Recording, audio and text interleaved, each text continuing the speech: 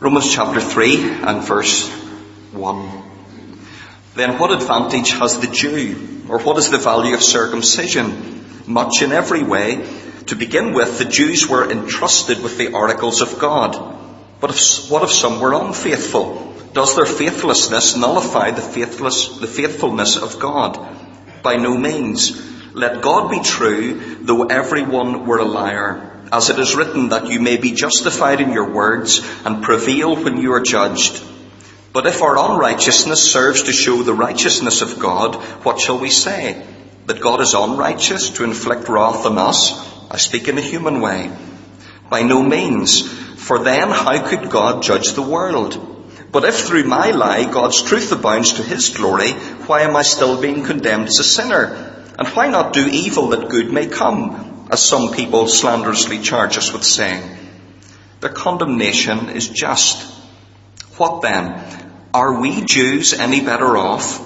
No, not at all. For we have already charged that all, both Jews and Greeks, are under sin. As it is written, none is righteous, no, not one. No one understands. No one seeks for God. All have turned aside. Together they have become worthless. No one does good, not even one. Their throat is an open grave. They use their tongues to deceive. The venom of asps is under their lips. Their mouth is full of curses and bitterness. Their feet are swift to shed blood. In their paths are ruin and misery, and the way of peace they have not known. There is no fear of God before their eyes. Now we know that whatever the law says, it speaks to those who are under the law, so that every mouth may be stopped, and the whole world may be held accountable to God. For by works of the law, no human being will be justified in his sight, since through the law comes knowledge of sin. Amen. No doubt by this stage you've received your post-Christmas credit card bill. A few people looking down. Perhaps there were some surprises on it. I don't remember us spending that and next. Perhaps there's been some explaining for some to do. When a bill arrives through the letterbox, the two most important lines on it, the two that you're looking at as you open the bill, are the top line and the bottom line. The top line will tell you who has sent the bill. It will tell you who you're accountable to, who it is that has the right to demand repayment from you. The bottom line, after you've read down through the itemized expenditure, the bottom line will answer the question that has probably been in your mind since you opened the bill. What will it cost me? What will it take to pay this debt? What's the bottom line? How bad is it? Our passage today gives us both the top line and the bottom line when it comes to God and the whole of humanity. It tells us exactly who it is that we're accountable to. It tells us his rightness in the action that he takes. It tells us the full extent of the kind of debt that we're in. It tells us just how bad it is. It tells us just how bad we are. Gives us the bottom line. This section that we come to today is the conclusion of a section that began back in chapter 1 verse 18 and finishes here in chapter 3 verse 20. It's a logical response to the key thesis of Romans that was summarized in chapter 1 verses 16 and 17. Back there in chapter 1, Paul had been declaring his intention to proclaim the gospel. Why? Well, because, as he says, I'm not ashamed of the gospel. And why not, Paul? Why are you not ashamed of the gospel? Why are you so intent on proclaiming it? For it is the power of God for salvation to everyone who believes, to the Jew first and also the Greek. And how can it be the power of salvation, power of God for salvation to everyone who believes? Well, for in it the righteousness of God is revealed, from faith for faith, or faith from first to last, as it is written, the righteous shall live by faith. Okay, Paul, but why do we need the righteousness of God? And the answer began in chapter 1 verse 18. For the wrath of God is revealed from heaven against all ungodliness and unrighteousness of men. The wrath of God has been revealed. One day the wrath of God will be revealed. But on whom? And that section from chapter 1 verse 18 through to verse 32 clearly established that the irreligious Gentile is accountable to God. The irreligious Gentile is justly deserving of the wrath of God to be revealed against them. And then came the surprise for the original hearer, because chapter 2, verses 1 through to 29, clearly established that it's not just the irreligious Gentile who's deserving of the wrath of God, but the religious Jew is just as deserving of the wrath of God. God's wrath is right. And both irreligious and religious are equally deserving of it. All are without excuse. And our passage today is the conclusion to this section, to this stage of Paul's argument. It gives us the bottom line on our unrighteousness. No matter who we are, this is how bad it is. This is the debt that needs to be paid. And Paul will pull no punches as he lays the bottom line, the extent of our unrighteousness on the line for us, in verses 9 through to 20. But he begins with, if you like, the top line in verses 1 to 8, the extent of the rightness of God, the extent of the righteousness of God. Verses 1 to 8 teach us that God is totally righteous. God is totally righteous. This declaration of the total righteousness of God comes in the flow of Paul's dialogue, this conversation that he's having with a hypothetical religious Jew who we nicknamed last time Holy Joe Kosher. Your average religious Jew. Paul is setting up the questions that someone like this would ask, and then he is decisively answering them. There would have been strong objections. There's no doubt about that, from someone like Holy Joe Kosher. If you think about what has been claimed, what Paul has claimed in chapter 2, he's just said that the religious Jew is just as deserving of the wrath of God as the irreligious Gentile. Shock number 1. He's just said that a Jew who breaks the law might as well be uncircumcised. Shock number 2. And shock number 3, he's just said that the true people of God are not defined by outward membership, but by a heart that has been circumcised, a heart that has been changed by the Spirit of God. Now, those points taken together must have been like a theological tsunami for the religious Jew. It would be like a Queenslander who thought he was insured against storm damage, looking around at his home now wrecked by Cyclone Yasi, being told that he wasn't covered. He's lost everything. He'd be devastated. You can imagine him losing the rag and shouting something like, "Then what advantage is it having an insurance policy? What's the value of it?" And that's the kind of reaction we hear from this hypothetical religious Jew in verse 1. Then what advantage has the Jew? Or what is the value of circumcision? It sounds like a reasonable question if you were a religious Jew, but perhaps seemingly irrelevant for us. Or is it? How many today would likewise presume on privilege? You see, that's what the religious Jew was doing. He was presuming on privilege. But I have a privileged position. I'm on the inside. How many would presume on the privilege of a Christian home? How many would presume on the privilege of a church upbringing? How many would presume on the privilege of Bible knowledge?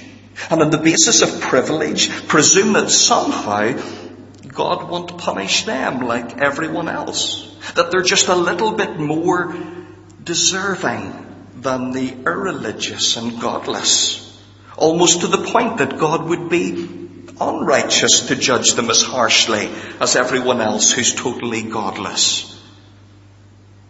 Never presume on privilege. It's a strong thrust of Paul's message here. Never presume on privilege, either for you or for your children. And that's perhaps where we're most susceptible to this. Our children.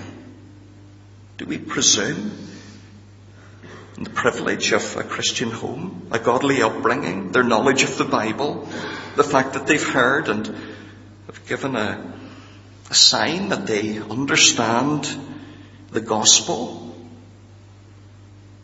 They're not any less lost than anyone else.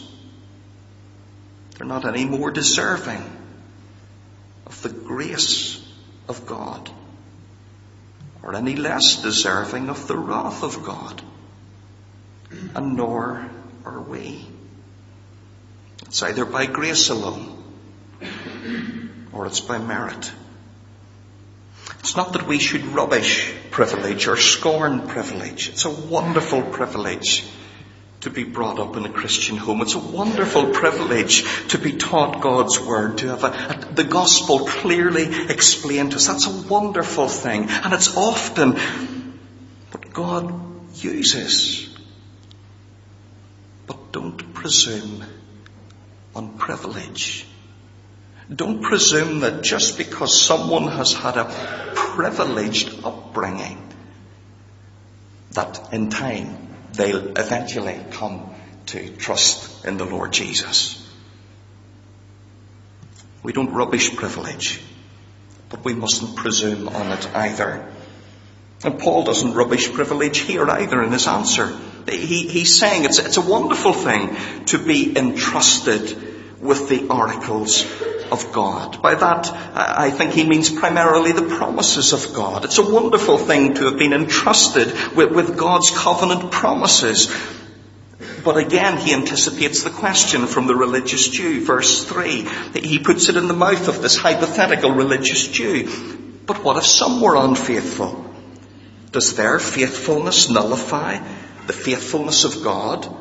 Literally, they have been entrusted with the oracles of God, but if some have been untrusting in response to being entrusted, does that mean that God is no longer trustworthy or faithful? Paul says by no means. Absolutely not. He declares in verse 4, let God be true, though everyone were a liar. As it is written, that you may be justified in your words and prevail when you are judged. God is totally righteous. God is true. God is truly faithful to all his covenant promises. And there's a key quotation inserted here from Psalm 51. And it introduces a surprise aspect of God's faithfulness. You see, we tend to only think about God being faithful in salvation. But actually in Psalm 51, David was referring to God being faithful and just in judgment. God's righteousness and faithfulness are revealed in judgment as well as salvation. Yes, God is faithful to his covenant promises, whose blessings were conditional on the faithfulness of his people. God is faithful to his covenant promises, whose curses would be justly and righteously brought to bear on all who were unfaithful. So in actual fact, the unrighteousness and unfaithfulness of ethnic Jews has to be met with judgment. If God is totally righteous and truly faithful to his covenant promises. So Paul's saying, if you are unrighteous and unfaithful, don't presume on privilege.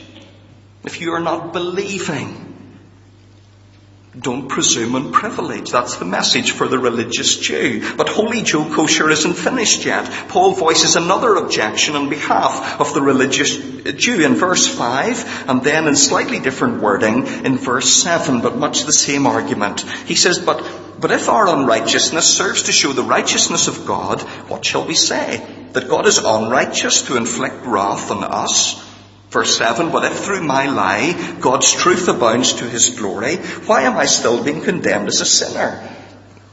It's a crazy argument, which is why Paul says, I speak in a human way. He's emphasizing how silly, how shallow the argument is. Basically, the accusation is this: if it's my unrighteousness that provides the opportunity for God to show his righteousness in judgment, and him showing his righteousness is a glorious thing, a wonderful thing, then how can it be right for me to be condemned as a sinner under God's wrath? Doesn't that make God unrighteous? Paul says, by no means, absolutely not. For how then could God judge the world?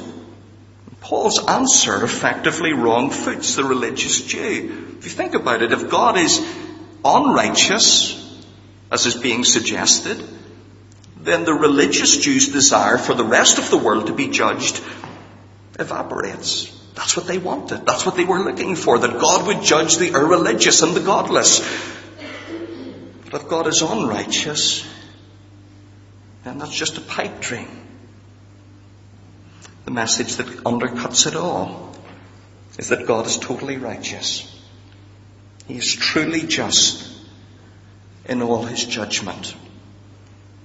Now, be honest, are you still with the argument here as we go through chapter 3? Perhaps you've a sore head trying to get your mind around the logic or the illogic of the religious Jew. It sounds like a crazy argument. And actually, I think that's just the point. All his arguments against the righteousness of God are silly, they're crazy, they're pathetic. It doesn't matter what kind of harebrained accusation you come up with, it just collapses. Because God is totally righteous. That's the top line. God is truly faithful to all his promises. God is truly just in all his judgments. Shall not the judge of all the earth do right? God is totally righteous. We need to be absolutely resolute on that. In the face of all the arguments and objections. How could God do? How could a God of love? How could? God is totally righteous. That's the benchmark. He is the one that we are all accountable to, as has already been established through this section, whether religious or irreligious. And all that he does is right. Totally right. Whether in salvation or in judgment. That's the top line. Now to the bottom line. The whole section, as it were, plummets from the top line, from the extent of God's righteousness, which is total, to the extent of our unrighteousness, which is also total. Verses 9 to 20 teach us that we are all totally unrighteous and totally helpless. Let's think about bills again, if it's not too painful.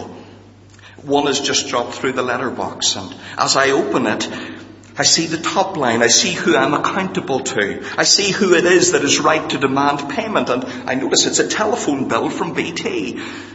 I know immediately that that's who I'm accountable to. That's who is demanding this payment.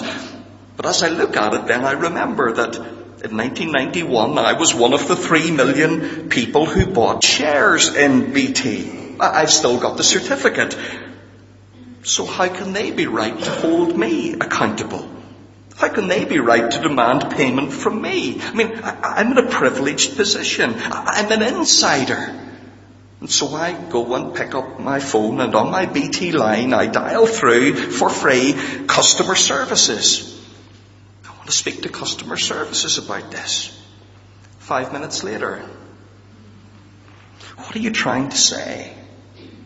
You're trying to say that I'm no better off than everyone else?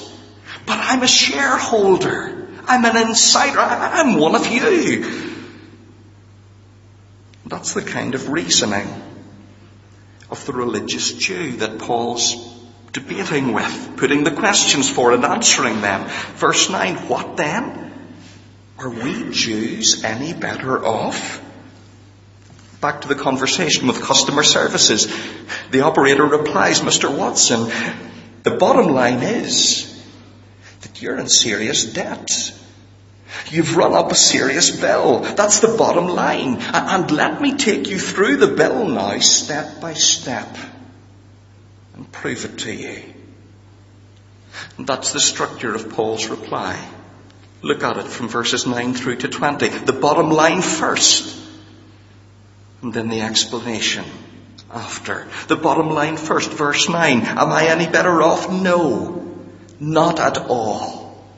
For we have already charged that all, both Jews and Greeks, are under the power of sin. Verse 10. As it is written, none is righteous, no, not one. There's no ambiguity there. It's the bottom line. That's the bottom line for every single one of us. That's the bottom line for every single person in the world. We are all totally unrighteous and totally helpless. None righteous, no, not one. All under the power of sin. That's an enslavement term. Under the power of sin. Enslaved to sin. Helpless to break free. Sin cracks the whip, and by nature we obey. Totally unrighteous. Totally helpless. It's the bottom line. After the bottom line, Paul takes us through the bill, if you like, step by step. He carefully pieces together quotations from Psalms, from Proverbs, from Isaiah. It's like a kind of spiritual misfits. Anybody remember misfits? You know, you got the feet from here, and the legs from here, and the body from here, and the head, and you pieced it together, and then you looked at the person. It seems random. Different quotations from different places, but actually, when it's all pieced together and we look at the picture, it's a whole spiritual anatomy of fallen man. And as we work down through it, the extent of our unrighteousness and helplessness becomes clear. It's itemized.